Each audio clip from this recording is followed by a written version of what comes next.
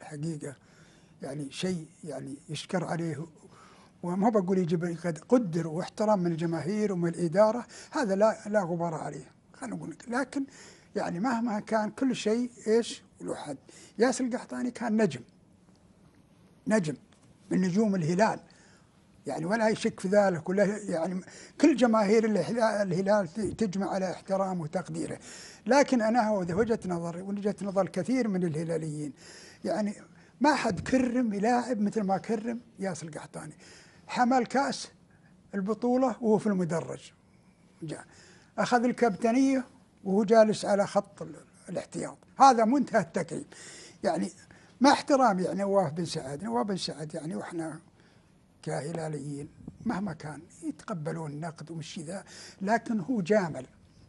يعني الآن عمل يشكر عليهم بن سعد في تعاقدات في الشيء ذا، وفي يعني وضع وإعادة هيبة الهلال إن شاء الله، هذا اللي يشكر عليه، هذا شيء مهم عندنا.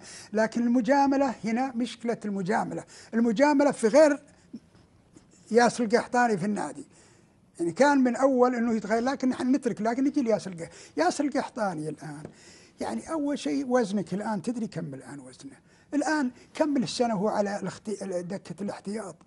أنا أخجل وأنا كمشجع إنه هالنجم على دكة الاحتياط.